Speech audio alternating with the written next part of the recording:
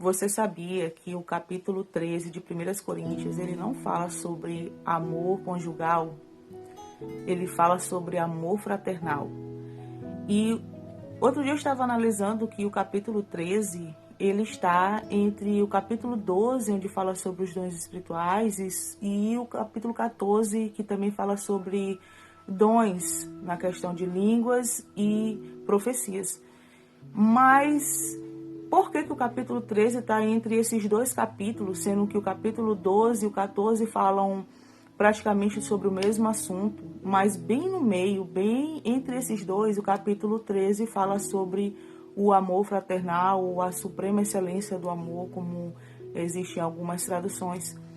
E não é uma coisa aleatória, não é uma coisa, vamos dizer, que foi colocada por acaso entre esses dois capítulos. Por que eu comecei falando sobre que o amor de 1 Coríntios 13 não é um amor conjugal?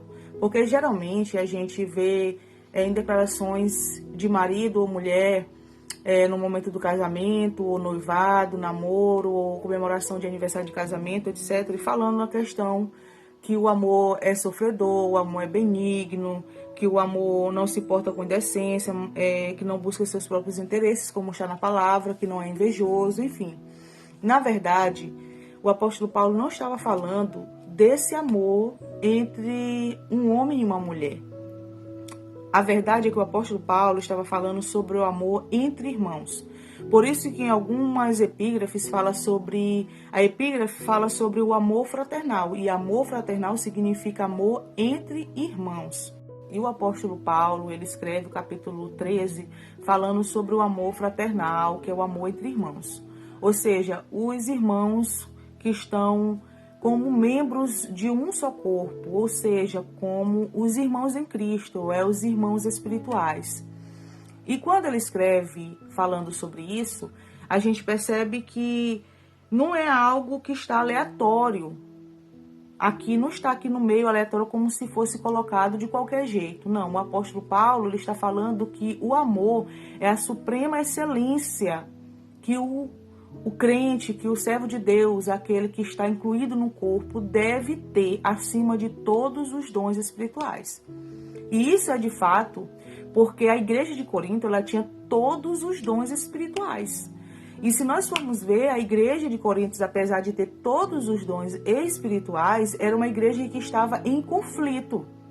E esse conflito era justamente por causa dos dons espirituais, porque cada um queria ser melhor do que o outro, passar por cima do outro, porque tinha um dom, se sentia superior aos outros, não tinha, na verdade, o respeito, não tinha, na verdade, o amor. Por isso que o apóstolo Paulo, no capítulo 12 ainda, e no último versículo do capítulo 12, que é o versículo 31, ele diz assim: procurai com zelo os melhores dons, e eu vos mostrarei um caminho ainda mais excelente. Aí, quando ele fala aqui, ele já passa para o capítulo 13, quando ele começa dizendo: ainda que eu falasse a língua dos homens e a dos anjos, se não tivesse amor, seria como um metal que soa ou como um sino que tine. Ou seja, o apóstolo Paulo ele está ensinando àquela igreja que apesar dos dons espirituais serem importantes, porque são entregues por Deus, através do Espírito Santo, que divide a cada um conforme o seu querer. Mas ele estava dizendo, apesar de que os dons espirituais são importantes para a obra, o mais importante que deve haver para o homem e dentro de uma comunidade, dentro do corpo de Cristo, é o amor. É o amor fraternal, é o amor entre os irmãos. O apóstolo Paulo está ensinando aquela igreja e continua nos ensinando que não é somente os dons espirituais que o Senhor nos deu, porque não é nosso. É algo que foi depositado em nós para nós fazermos em prol a obra de Deus, no trabalho de Deus. Mas o primordial de todos os dons é o amor.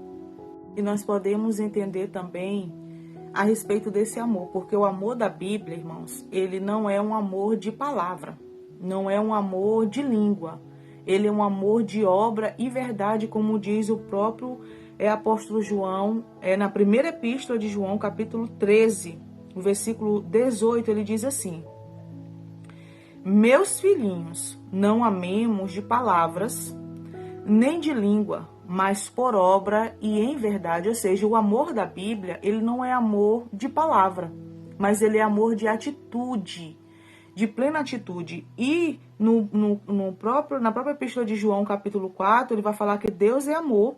Devemos amar a Deus e aos nossos irmãos, como se fosse um complemento à palavra de Paulo, em 1 Coríntios capítulo 13.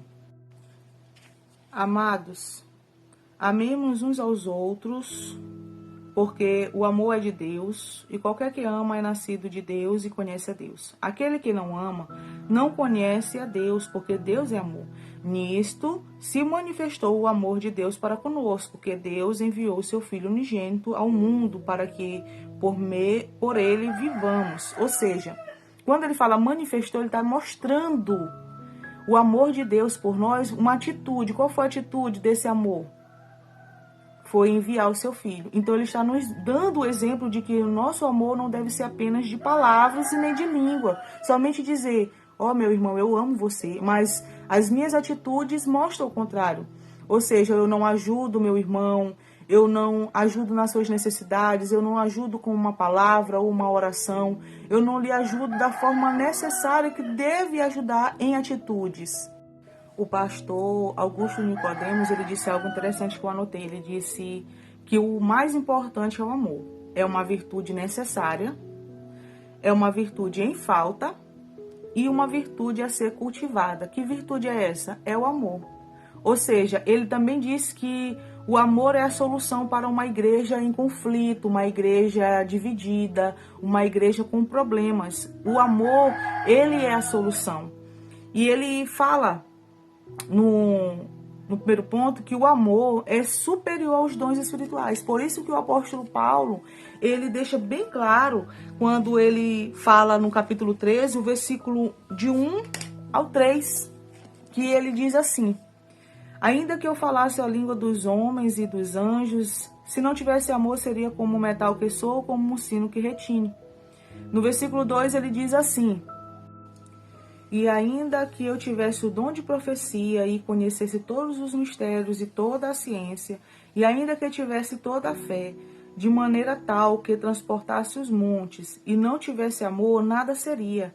E ainda que eu distribuísse toda a minha fortuna para o sustento dos pobres, e ainda que entregasse o meu corpo para ser queimado, e não tivesse amor, nada disso me aproveitaria. Então o apóstolo Paulo está nos dizendo que o maior de todos os dons é o amor. Tudo que nós formos fazer, dependente ser na obra de Deus ou fora na nossa vida mesmo, na nossa intimidade com Deus, por onde nós passarmos, tudo tem que ter o sentido. Tem que ter um propósito, tem que ter uma intenção. Que essa intenção seja, de fato, amor. Amar o próximo, não de palavras, mas de atitudes. Ou seja, ele está nos dizendo que eu posso ter todos os dons espirituais, mas se eu não tiver o amor, eu sou apenas como um sino que retine, como um metal que soa. Eu sou apenas um barulho que não faz sentido nenhum, que não tem nada que aproveite. Ainda que eu entregue o meu corpo para ser queimado, se eu não tiver amor, se a intenção não for amor, não vai valer de nada.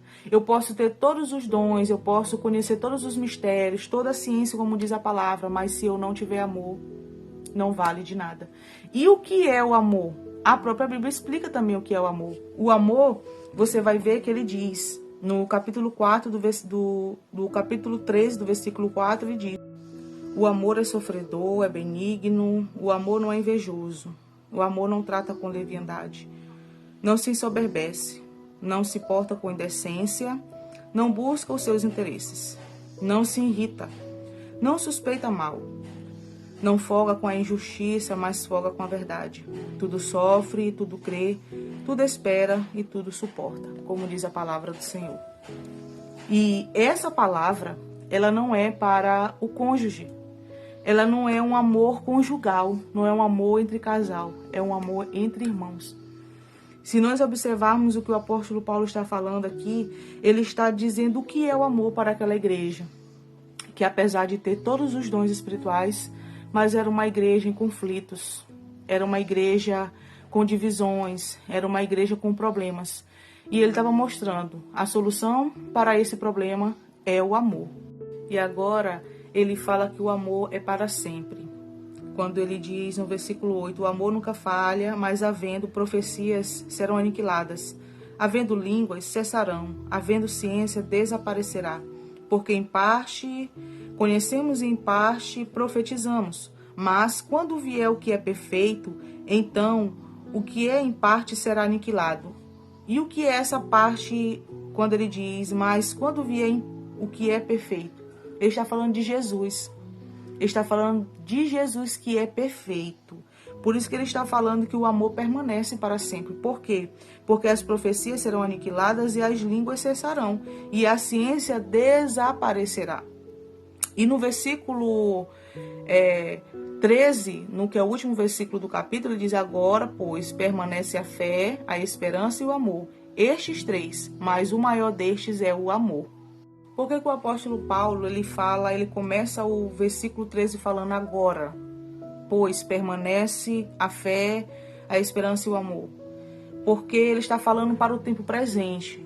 Porque no versículo 10 ele diz, mas quando vier o que é perfeito, então o que é em parte será aniquilado. Porque ele está dizendo que hoje nós precisamos de fé.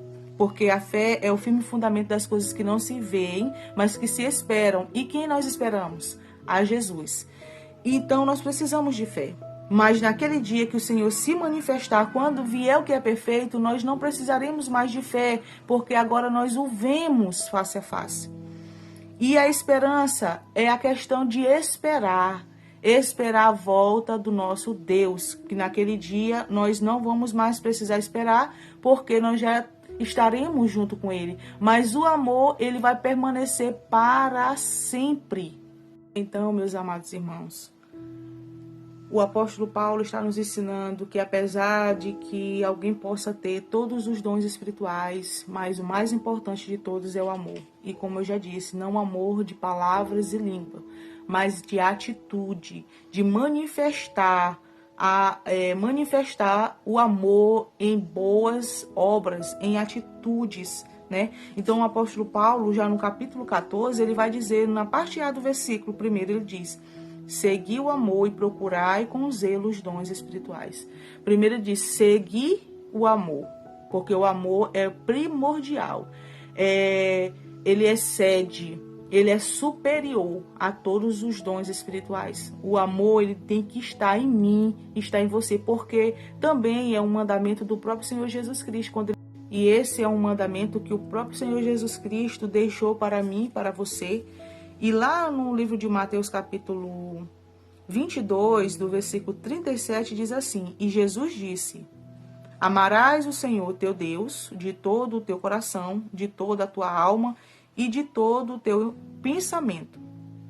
E o 38, ele diz, este é o primeiro e grande mandamento, e o segundo, semelhante a este, é, amarás o teu próximo como a ti mesmo. Desses dois mandamentos depende toda a lei e os profetas. E esse amor não se remete só ao amor entre aquelas pessoas que nós temos algo profundo por elas, né? Um sentimento verdadeiro, genuíno, por alguém que nos fazem bem, que está ali conosco, mas também pelos que são os nossos inimigos. A própria Bíblia vai dizer, lá em Mateus também, capítulo 5, versículo 44, ele diz, eu, porém, vos digo, amai os vossos inimigos. Bendizeis os que vos maldizem, fazei bem aos que vos odeiam e orai pelos que vos maltratam e vos perseguem. Então, você observa que o amor de Deus, ele abrange a toda qualidade de pessoas. Abrange toda a espécie de gente, de cultura, de religião, de raça. Então a gente percebe o quão importante é a gente ter esse sentimento verdadeiro e genuíno no nosso coração, que é o amor. O amor, ele deve permanecer nas nossas vidas, porque ele dura para sempre. Como o apóstolo Paulo diz que o amor é sofredor, é benigno, o amor não é invejoso, o amor não busca seus próprios interesses. O amor é aquele que, quando você tem um amor, você sempre acha que as outras pessoas é superior do que você. O amor, ele também remete à humildade, ao sentimento de humildade, ao sentimento de servir com alegria, com excelência, com amor. Porque esse foi um exemplo genuíno e verdadeiro que o nosso Senhor Jesus Cristo deixou para nós, o verdadeiro amor. E eu estava comentando outro dia com meu esposo que eu acredito que a coisa mais difícil que o Senhor nos pede é para amar alguém que nos machuca, que nos fere, alguém que tenta acabar com a nossa integridade, com o nosso testemunho, com a nossa reputação, que tenta inferiorizar nosso caráter. É difícil, não é fácil a gente orar por essas pessoas, mas quando a gente coloca em oração a vida daquelas pessoas que tentam nos ferir, tentam nos machucar, isso se remete a amor, a fazer o que o Senhor nos pede, a orar para que Deus possa mudar, para que Deus possa transformar, para que Deus possa fazer algo que nós não podemos fazer na vida de outra pessoa, que somente o Espírito Santo pode convencer aquela pessoa do erro que ela está fazendo. E uma coisa muito interessante aqui no capítulo 12 de 1 Coríntios, versículo 25 e 26, ele diz algo interessante. O apóstolo Paulo, ele diz assim, para que não haja divisão no corpo, mas antes tenham os membros igual cuidado uns dos outros.